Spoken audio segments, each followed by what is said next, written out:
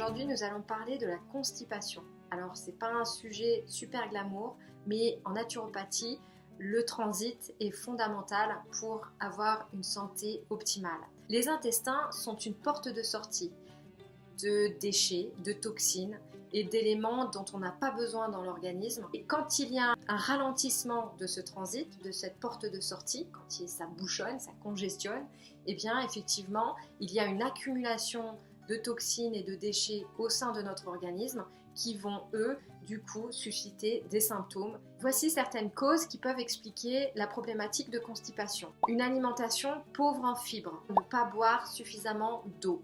Une hypothyroïdie, c'est-à-dire une glande thyroïdienne qui ne fonctionne pas suffisamment bien. La sédentarité, évidemment, ne pas bouger va amplifier ce phénomène de congestion et de ralentissement du transit.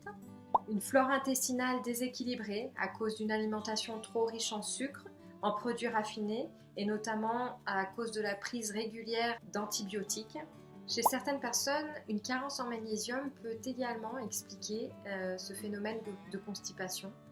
Et puis pour terminer, celui qui revient à chaque fois pour beaucoup de problématiques de santé en général, c'est le fameux stress qui va non seulement être un facteur de constipation, mais qui peut aussi également amplifier la problématique initiale de constipation. Voici maintenant quelques conseils à mettre en place au quotidien pour harmoniser votre transit. Premier conseil, les aliments à favoriser sont les suivants. Les aliments riches en fibres, c'est la priorité. Alors allez-y progressivement, ça ne sert à rien de passer d'une alimentation super raffinée avec très peu de légumes et de fibres en général à quelque chose d'excessif.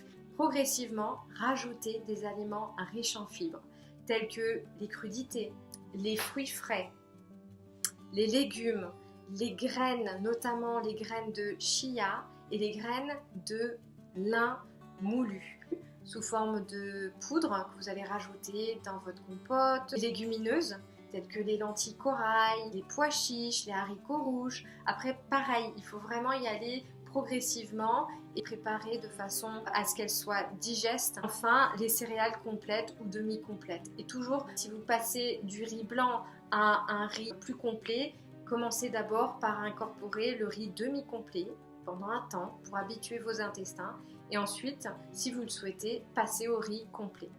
En parallèle des aliments riches en fibres, vous allez incorporer des aliments riches en chlorophylle. Deuxième conseil, visez à boire au moins 1,5 litre, voire 2 litres d'eau de source par jour. Commencez votre journée le matin au réveil par boire un verre d'eau chaude ou tiède afin de stimuler le tube digestif et les intestins. Conseil numéro 3, visez à éliminer ou à réduire les aliments suivants, les aliments raffinés et transformés, ainsi que les aliments industriels et enfin les aliments frits, qui vont être très compliqués à digérer par votre précieux système digestif. Quatrième conseil, voici certains compléments naturels que vous allez pouvoir prendre avec la guidance de votre naturopathe, bien évidemment.